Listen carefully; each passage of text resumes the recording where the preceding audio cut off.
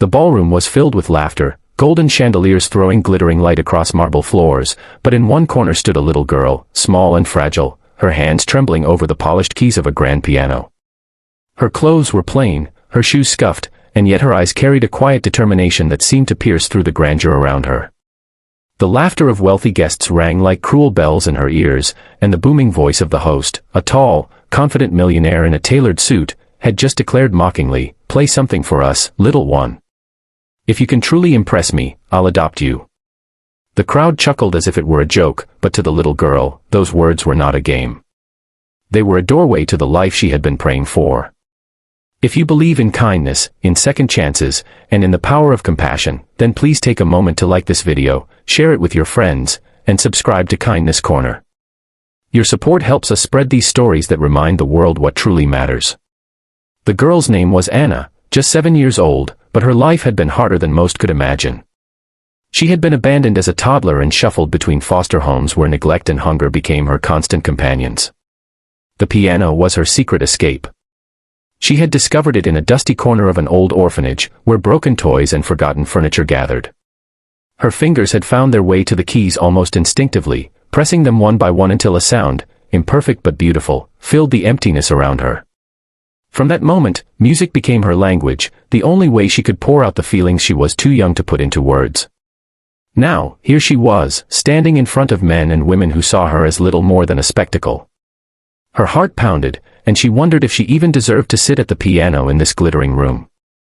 The millionaire who had spoken those words, his name was Alexander Gray, was known for his arrogance as much as his wealth. He wore success like armor, always amused by the desperation of those beneath him. He had only meant to tease her, to entertain his guests with a show of cruelty disguised as humor. But Anna didn't see it that way. For her, it was a chance. As her small hands hovered above the keys, she remembered the countless nights she had spent practicing with nothing but moonlight to guide her. She remembered how the nuns at the orphanage would sometimes hush her because she played too late, but she couldn't stop. Music was the only thing that made her feel alive. And now, with everyone watching, her soul demanded to be heard. At first, her fingers stumbled. A wrong note echoed, and someone in the crowd laughed. Alexander leaned back in his chair, smirking, but then something shifted. Anna closed her eyes, shutting out the glittering chandeliers, the judgmental eyes, and the cruel chuckles. She imagined herself back at the orphanage, alone with the piano, and let her heart lead her. The melody that flowed was not from sheet music or training, it was raw, unfiltered emotion, a song that told of loneliness, longing, and a fragile hope that refused to die. The room began to quiet. The laughter faded, replaced by a hush that spread like a ripple across the crowd. One by one, even the most skeptical guests fell silent as Anna's music wove its spell. Her small body swayed with the notes, her eyes still closed, and the sound that filled the room was unlike anything they had ever heard. It wasn't perfect, there were tiny mistakes, uneven rhythms, but the purity of her heart poured through every key she touched. Alexander's smirk faltered. He leaned forward, his eyes fixed on the little girl who had dared to turn his mocking challenge into something extraordinary. For the first time in years, he felt something stir deep inside him, something he thought he had buried under wealth, power, and pride. Memories of his own childhood came rushing back, a time when his mother had played the piano for him before she passed away. He had locked those memories away, convincing himself that vulnerability was weakness.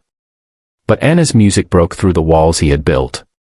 When the final note lingered in the air, the silence in the room was overwhelming. No one clapped, no one dared speak.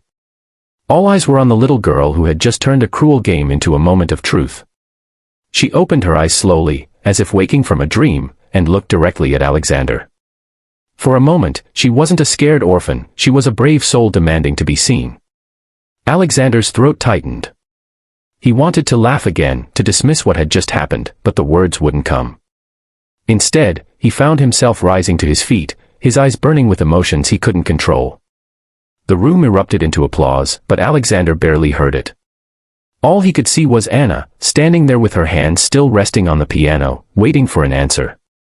The crowd expected him to continue the joke, to toss out another line and entertain them.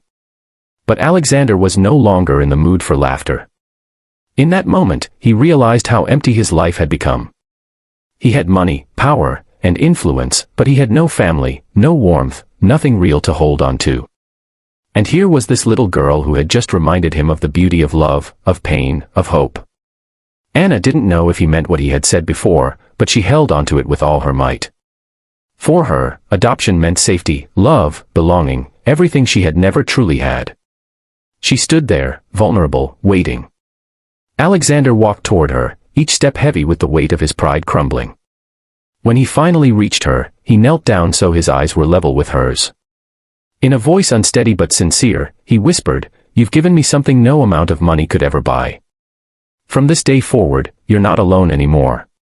Tears welled in Anna's eyes, and for the first time in years, she allowed herself to believe. The applause grew louder as the guests realized they had just witnessed something unforgettable, but for Anna and Alexander, the world had shrunk to just the two of them.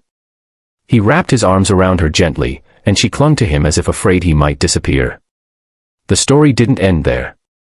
Adoption is never simple, it requires time, patience, and commitment. Alexander faced questions from friends and ridicule from those who thought he had gone soft. But he didn't care. For the first time in his life, he had a purpose beyond wealth. Anna, too, had to adjust. She carried scars from her past, fears that didn't vanish overnight, but slowly, with Alexander's unwavering support, she began to heal. The piano remained her sanctuary, but now it was no longer a lonely one. She played for him, and sometimes, he would sit beside her, awkwardly pressing keys until they both burst into laughter. Months turned into years, and the bond between them grew unbreakable. Alexander discovered that true wealth was not measured by numbers in a bank account, but by the love you give and the lives you touch. Anna discovered that even the most broken hearts can find family in the most unexpected places. Together, they built a new story, one of hope, redemption, and music that would echo through their lives forever. If this story touched your heart, please take a moment to like this video, share it with someone you care about, and subscribe to Kindness Corner.